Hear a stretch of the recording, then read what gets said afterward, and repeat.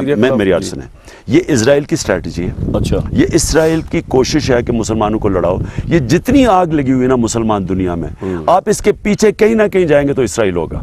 کیونکہ اسرائیل کی بڑی سمپل کوشش یہ ہے کہ وہ یہ آپس میں لڑتے رہیں اور یہ کمزور ہوتے رہیں. ایران عراق کی لڑائی کروائی، پھر عراق کو تباہ کروایا. اس کے پیچھے ہے وہ. اب ان دونوں کو جب بینگ اے اسٹیٹسمین دونوں کا جی بتائیے. اب ان دونوں ہمارا اگر مسلمانوں کے دشمنی کی کوشش ہے کہ ان آپس میں لڑائیں اور شیعہ سنی کے بیچ میں، ہماری کوشش ہونی چاہیے ان کو اکٹھا رکھیں. اس وقت عالمی سطح پر یہودی جمع عیسائی بریکٹ میں کر لیجیے اور امریکہ جمع یورپ یہ بریکٹ میں کر لیجیے. ان کا اندر معاملہ کیا ہے؟ اصل جو ہے اس میں پیچھے مائنڈ ہے، ماسٹر مائنڈ، سازشی ذہن، وہ یہود کا ہے. باقی عیسائی اعلی کار بن گئے ہیں. جو 100% اعلی کار ہے یہود کا وہ پروٹیسٹنٹس ہیں. پروٹیسٹنٹزم یہود ہی نے پیدا کرایا تھا. یہود ہی نے یورپ کے اندر سود کا رواج شروع کروایا، ورنہ سود حرام تھا. وہاں پر بھی یوزری بھی اور کمرشل انٹرسٹ بھی دونوں حرام تھے. یہ یہودیوں نے کروایا. اور پھر پہلا بینک بنوایا ہے انگلستان کے اندر، بینک آف انگلینڈ. اور جو پوپ کے خلاف بغاوت کرائی تو پہلی بغاوت ہوئی انگلستان کے اندر، جو چرچ آف انگلینڈ علیحدہ ہو گیا پوپ سے. اور اسی کو یہودیوں نے قرار دیا یہ ہمارا ماڈرن اسرائیل ہے. یہ اسرائیل ہمیں دیا ہے گاڈ نے، یہ جو ہے برطانیہ.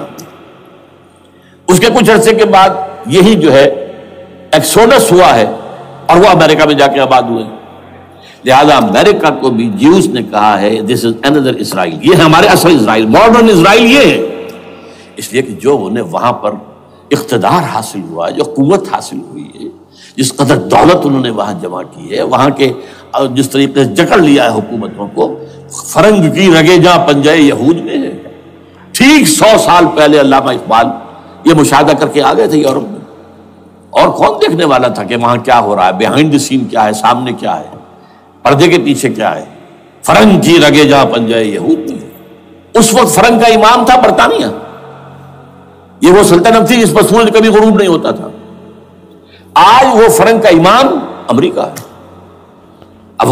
یہ برطانیہ تو اب وہ جو ایک نظم ہے کہ بچپن میں پڑھی تھی، London bridge is going down going down going down, اس کی مثال ہے. برطانیہ کی کوئی حیثیت ہی نہیں ہے، ورلڈ پاور کی حیثیت نہیں ہے. وہ تو چھوٹا بھائی اس نے بنا رکھا امریکہ نے اپنا.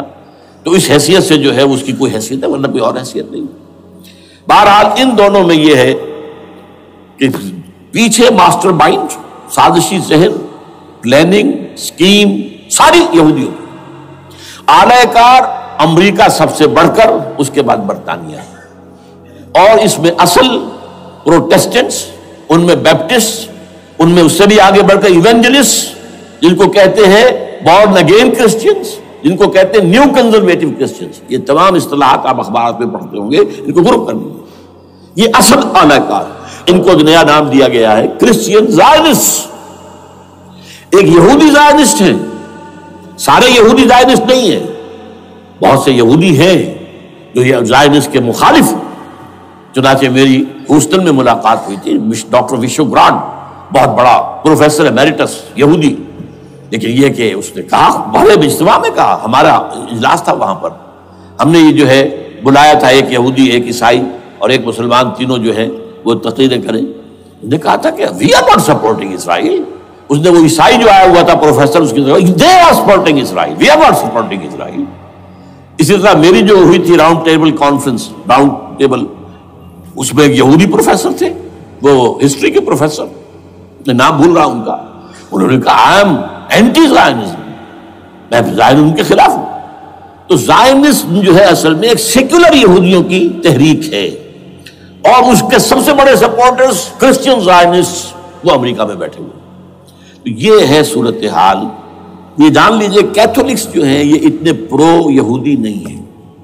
اب رفتہ رفتہ وہ بھی اس کے اندر آ کر شامل ہو گئے. یورپ جو ہے زیادہ کیتھولکس، رومن کیتھولکس.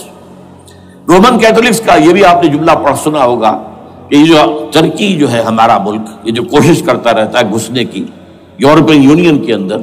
تو ایک دفعہ جان شراق نے کہا تھا، بڑا پیارا جملہ تھا، why doesn't Turkey understand that we are a Christian club. یہ ہماری جو یونین ہے یورپین، یہ تو کرسچین کلب ہے، وہ مسلمان ہے. وہ کس وجہ سے آنا چاہتا ہے بندہ؟ کیوں تو خود داخل ہونا چاہتا ہے؟ Why doesn't Turkey understand that we are a Christian club? لیکن یہ ہے رومن کیتھولکس، اور ان کا میں بعد میں آپ کو بتاؤں گا. یہی آپ کو معلوم ہے کہ یورپ نے عام طور پر اسرائیل کا اتنا ساتھ نہیں دیا جتنا جو امریکہ دیتا رہا ہے، اور کسی درجے میں ان کے دلوں میں سافٹ کارنر جو ہے عرب فلسطینیوں کے لیے بھی رہا ہے. یہ معاملہ ایران کے بارے میں بھی رہا ہے، جس قدر اسٹرانگ ایکشن امریکہ لینا چاہتا ہے یہ جو ہے اس کے ساتھ نہیں ہے. تو یہ دونوں کا فرق ہے، وہ میں اس کا ایک بنیاد بعد میں بتا دوں گا آپ کو. بہرحال ان کا ایک جو ایجنڈا ہے وہ دو، سمجھیے کہ دو اس کے نکات ہیں، دو رسیوں کے مانند یہ آپس میں بٹا ہوا ہے. پہلا، عالم اسلام کے مادی اور مالیاتی وسائل خصوصاً تیل پر قبضہ. یہ ان کا دنیاوی اعتبار سے، دولت کے اعتبار سے، وسائل کے اعتبار سے اس وقت کا ایجنڈا ہے. ویسے تو اس سے اوپر وہ چاہتے ہیں پوری دنیا پر، وہ تو بعد کی بات ہے، لیکن ابھی نہ وہ روس کو چھیڑ رہے ہیں نہ چین کو چھیڑ رہے ہیں. چین تو ان کا سب سے بڑا جو ہے بزنس پارٹنر ہے، سب سے بڑا، اور چین کو رفتہ رفتہ وہ اپنی لائن پر لا رہے ہیں.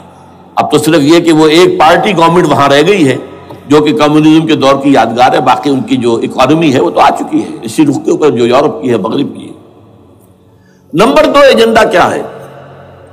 دنیا میں کہیں بھی اسلام کے بحیثیت ایک نظام زندگی ظاہر ہونے کا کوئی موقع نہیں دینا. We have to nip the evil in the bud at any cost. یہ ان کے ایجنڈے کا دوسرا بڑا ہے. یہ دو ہے انٹرٹوائنڈ، جیسے آپ لڑیوں کو بٹ دے کر رسی بناتے ہیں، ایسے یہ دو لڑیے ہیں. اسلام کا پولیٹیکل سوشو اکنامک سسٹم کہیں نہ آ جائے دنیا میں، ہو نہ جائے آشکارا شر پیغمبر کہیں. یہ ابلیس نے کنکلوڈ کیا ہے، وہ جو ابلیس کی مجلس شورا ہے، ہو نہ جائے آشکارا شر پیغمبر، کہیں ایسا نہ ہو کہ پیغمبر کی شریعت دنیا کے سامنے آ جائے، پیغمبر کا نظام آ جائے.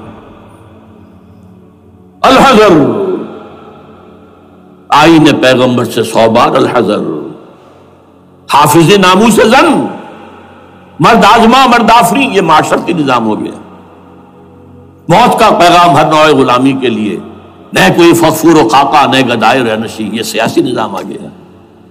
اور کرتا ہے دولت کو ہر آلودگی سے پاک و صاف، منعموں کو مال و دولت کا بناتا ہے امین. تم دولت کے امین و مالک نہیں ہو. اور اس سے بڑھ کر اور کیا فکر و عمل کا انقلاب، بادشاہوں کی نہیں اللہ کی ہے یہ زمین، ان الارض للہ. یہ نظام کہیں نہ آ جائے دنیا، یہ جس پہ کہ وہ خطرہ محسوس کر رہا تھا. اور اس کے بعد یہ کہتے ہیں، یہ تو تھا عصر حاضر کے تقاضے، لیکن یہ کہ صورتحال کیا ہے؟ ہو نہ جائے آشکارا شر پیغمبر کہیں ہے. یہ معاملہ اس طرح رکھو کہ خود مومن ہے محروم یقین. یہ غنیمت ہے کہ خود مومن ہے محروم یقین.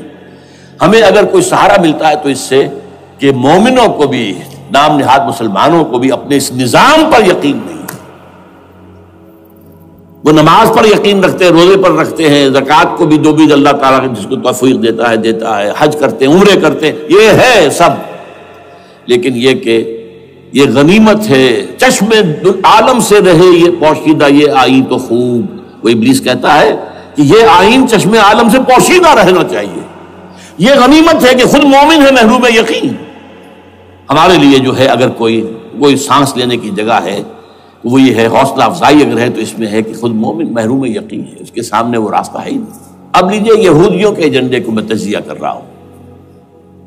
سب سے پہلے world bank, IMF، globalisation, TRIPS, ان تمام ہتھ کنڈوں کے ذریعے عالمی مالیاتی استعمار جو بظاہر امریکہ کا ہوگا حقیقتاً یہود کا ہوگا. یہودیوں کے نزدیک پوری نوع انسانی حیوانوں کے مانند ہے. They are not human beings. They are goyams. They are Gentiles. یہ انسانی شکل میں حیوان ہیں، اور جیسے حیوانوں کو ایکسپلائٹ کرنا، استعمال کرنا انسانوں کا حق ہے، گھوڑے کو آپ باندھتے رہے ہیں نا ٹانگے کے آگے اور بیلوں سے آپ ہل جتواتے رہے ہیں، تو جیسے یہ حق ہے ایسے ہمارا حق ہے پوری دنیا کے جو ہے وسائل ان کو کھینچے.